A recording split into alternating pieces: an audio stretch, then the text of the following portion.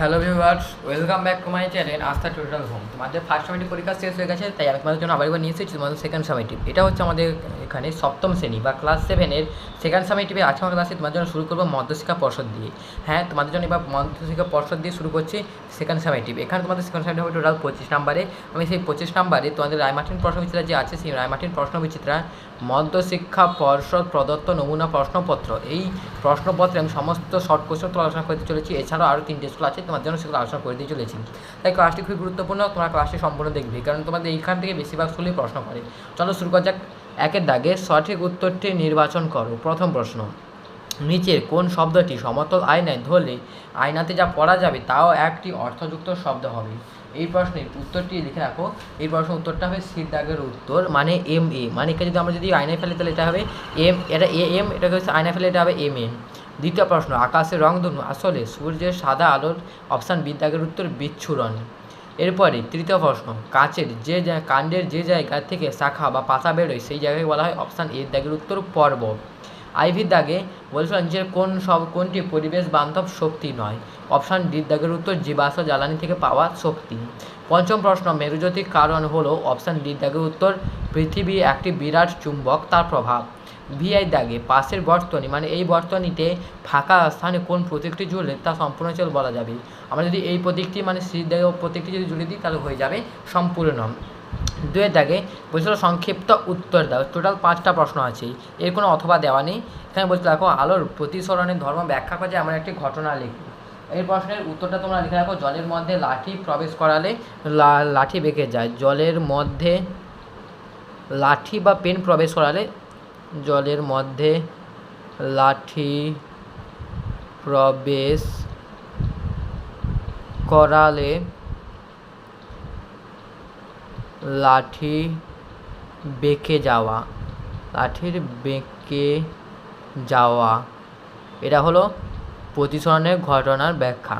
দ্বিতীয় প্রশ্ন, একটি দণ্ডচুম্বকে লোহার গুঁড়ো ডোবালে ওই দণ্ডচুম্বকটি সব জায়গায় সমানভাবে লোহাকে আকর্ষণ করবে, সঠিক না মিথ্যা? এই প্রশ্নের উত্তরটা লেখা, উত্তরটা হবে বেঠিক, মানে মিথ্যা। তৃতীয় প্রশ্ন, খাদ্য সঞ্চয় করে এমন একটি পাতার নাম লেখো। এই প্রশ্ন উত্তর লেখা হবে, উত্তরটা হবে ঘৃতকুমারী। ঘৃতকুমারী হচ্ছে এমন একটি গাছের পাতা যে খাদ্য সঞ্চয় করে থাকে। উত্তরটা কী হবে? ঘৃতকুমারী। এরপর আইভি দাগে সৌরকোষের 2টি ব্যবহার লেখো। সৌরকোষের ব্যবহার হচ্ছে, প্রথম যে কৃত্রিম উপগ্রহে ব্যবহৃত হয়, প্রথম পয়েন্টটা লিখে রাখো, কৃত্রিম উপগ্রহে ব্যবহার হয়, উপগ্রহে ব্যবহৃত হয়। আর দ্বিতীয় পয়েন্ট হচ্ছে রাস্তার লাইট জ্বালাতে ব্যবহৃত হয়, রাস্তার লাইট জ্বালাতে ব্যবহৃত হয়, লাইট জ্বালাতে ব্যবহৃত হয়। হয়ে গেল আমাদের দুটো হয়ে গেল। এরপর দেখো এখানে শর্ট প্রশ্ন, শেষ প্রশ্ন, তড়িৎ চুম্বকের 2টি ব্যবহার লেখো। কলিং বেল, প্রথম ব্যবহার করা আমাদের এখানে কলিং বেল। কলিং বেল যে আমাদের বাজে সেটা হচ্ছে এখানে তড়িৎ চুম্বকই কাজ করছে, তাহলে উত্তর হবে কি? কলিং বেলে ব্যবহার করা হয়। তারপর দরজায় ব্যবহার করা হয়, দরজায় ব্যবহার করা হয়। তারপরে কম্পিউটারে হার্ড ডিস্কে ব্যবহার করা হয়, কম্পিউটারে হার্ড ডিস্কে ব্যবহার করা হয়, হার্ড ডিস্কে ব্যবহৃত হয়। হয়ে গেল আমাদের এই প্রশ্নের উত্তরটি নিয়ে না, তার সাথে সম্পূর্ণভাবে মধ্যশিক্ষা পর্ষদ আলোচনা করে দিলাম। তোমরা এবার স্ক্রিনশট করে দিতে পারো। এরপরে স্কুল নম্বর 1 দেওয়া আছে, দেখো, Alipurduar new town girls high school HS. এই স্কুলটা আমাদের আজকে আমরা সলভ করবো। দেখো, এটা বলেছিলাম যে কোনো 5টি প্রশ্নের উত্তর দাও একের দাগে। প্রথম বলেছিল কোন ধরনের প্রতিফলনে বস্তুর প্রতিবিম্ব গঠিত হয়? উত্তরটা হবে নিয়মিত প্রতিফলনে। উত্তরটা হবে কি? নিয়মিত প্রতিফলনে, প্রতিফলনে। হয়ে গেল। এবার দেখো দ্বিতীয় প্রশ্ন, উপচ্ছায়া কাকে বলে? উত্তরটা হবে প্রচ্ছায়াকে ঘিরে যে আবছা অন্ধকার অংশ থাকে তাকে বলে উপচ্ছায়া। দেখো, প্রচ্ছায়াকে ঘিরে যে অন্ধকার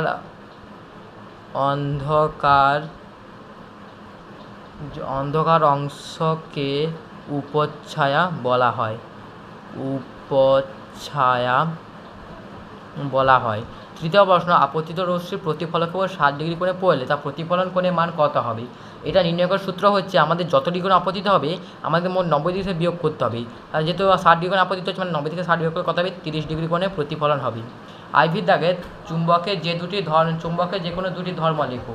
এই প্রশ্নটা আমি তোমাদের লিখে দিচ্ছি, দেখো এটি হবে আকর্ষণ ধর্ম আর দিক নির্দেশক ধর্ম। উত্তর লেখা হয়, একটা হবে আকর্ষণ ধর্ম, আরেকটা হচ্ছে কি দিক নির্দেশক ধর্ম। দিক নির্দেশক ধর্ম হয়ে গেল। এবার পঞ্চম প্রশ্ন, একটি জ্বলন্ত বাল্বের তাপ ও আলোক শক্তির মূল উৎস কোনটি? এই প্রশ্নের উত্তরটা লিখে রাখো। এই প্রশ্নের উত্তর হবে আবেশ ধর্ম। এই প্রশ্ন উত্তরটা কী হবে? এই প্রশ্নে দেখেন, একটি জ্বলন্ত বাল্বের তাপ ও আলোর শক্তির মূল উৎস হচ্ছে তড়িৎ শক্তি। এই প্রশ্ন উত্তরটা হবে কি? তড়িৎ শক্তি। এরপর দেখো কী বলেছিল, ভিআই দেখে শূন্যস্থান পূরণ করো। রংধনু সৃষ্টির কারণ হলো আলোর, উত্তরটা হবে বিচ্ছুরণ। বিচ্ছুরণ। এরপর দুয়ের দাগে যে কোনো সঠিক উত্তরটি বেছে নিয়ে লেখো। প্রথম প্রশ্ন, যে ক্ষেত্রে আলোর বিক্ষিপ্ত প্রতিফলন ঘটে না সেটি হলো বিদ্যাগুপ্তর আয়না। এরপরে দ্বিতীয় প্রশ্ন, এখানে কী বলেছিল দেখো, এটা একটু সন্দেহ আছে, এটা যতদূর সময় মনে হচ্ছে এটা বিদ্যাগুপ্তর আয়না হবে, তবুও তোমরা এটা একবার দেখে রাখবে। এবার দ্বিতীয় প্রশ্ন কী বলেছিল দেখো, চুম্বকে আকর্ষণের পূর্বে যে ঘটনাটি ঘটে তা হলো অপশান বিদ্যাগুপ্তর আবেশ। তৃতীয় প্রশ্ন, প্রদত্ত বিকল্পগুলোর মধ্যে কোনটি জীবাশ্ম জ্বালানি? Option বিদ্যাগুপ্তর petroleum. IV দাগের তড়িতের সুপরিবাহী পদার্থটি হলো অপশান বিদ্যাগুপ্তর তামা।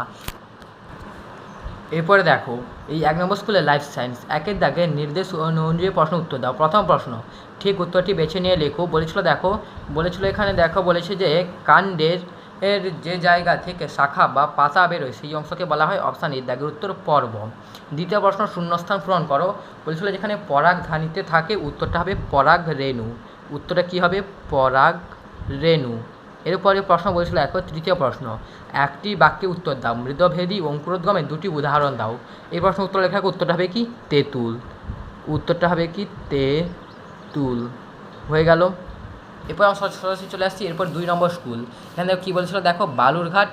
2 নম্বর স্কুল ছিল দেখো Balurghat high school, physical science. একের দাগে সঠিক উত্তরটি নির্বাচন করো যে কোনো 5টি। প্রথম প্রশ্ন, সমতল আয়নায় লম্বভাবে আপতিত আলোকরশ্মি আপতিত হলে প্রতিফলন কোণে মান হবে? উত্তরটা হবে এখানে দেখো 0 ডিগ্রি উত্তর হবে, কারণ যদি দেখো কী বলছে, লম্বভাবে আপতিত হয়ে গেছে মানে কি 90 ডিগ্রি আপতিত হয়েছে। আমি বলছিলাম যে যত ডিগ্রি আপতিত হোক না কেন তার সেখানে 90 বিয়োগ করতে, তা কত হবে? 0 ডিগ্রি, মানে অপশান বিদ্যাগ উত্তর 0 হয়ে গেল। এরপর দেখো কী বলেছিল, দ্বিতীয় প্রশ্ন, একটি দণ্ড চুম্বকের 2 মেরু আছে। কীভাবে বলছিল যে তাহলে তড়িৎ চুম্বকে মেরু থাকবে? অপশান বিদ্যাগ উত্তর 2টি। এরপর দেখো তৃতীয় প্রশ্ন, কী বলছিল দেখো, কুয়াশা হলো, এই প্রশ্ন উত্তরটা লিখে দেখো, বিদ্যাগের উত্তর ঈষৎ স্বচ্ছ মাধ্যম হলো কুয়াশা। দেখো এরপর কি বলেছিল, IV দাগের প্রশ্ন, ইলেকট্রিক বাল্বের ফিলামেন্টে থাকে অপশান এ দাগের উত্তর টাংস্টেন। পঞ্চম প্রশ্ন, অপ্রচলিত শক্তির উৎস হলো অপশান সি দাগের উত্তর সৌরশক্তি। VI দাগে চুম্বকে আকর্ষণের পূর্বে যে ঘটনাটি ঘটে অপশান সি দাগের উত্তর আবেশ। 2 দাগে নিচের প্রশ্নগুলির অতি সংক্ষিপ্ত উত্তর দাও যে কোনো 4টি। প্রথম প্রশ্ন বলেছিল চৌম্বকের চৌম্বক দৈর্ঘ্য জ্যামিতিক দৈর্ঘ্যের কত গুণ? এই প্রশ্ন উত্তর লিখে রাখো 0.86 গুণ। উত্তর কত হবে? 0.86 গুণ। দ্বিতীয় প্রশ্ন, প্রাইমারি সেল কোন শক্তিতে রূপান্তর ঘটে? উত্তর হবে রাসায়নিক শক্তি তাপ শক্তিতে রূপান্তর ঘটে। এটা আমি এখানে লিখে দিচ্ছি এখন, রাসায়নিক শক্তি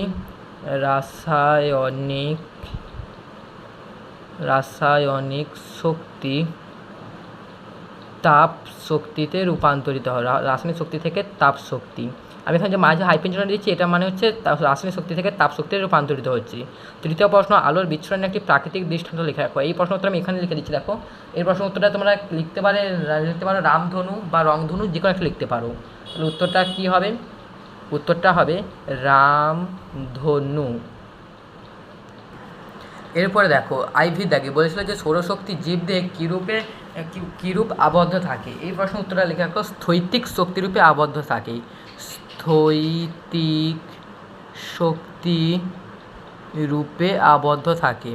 এরপর দেখো পঞ্চম প্রশ্ন, কোন ধরনের প্রতিফলনের জন্য আমরা বই পড়তে পারি? এই প্রশ্ন উত্তরটা আমি এখানে লিখে দিচ্ছি দেখো। এই প্রশ্ন উত্তরটা হবে কি? বিক্ষিপ্ত প্রতিফলন।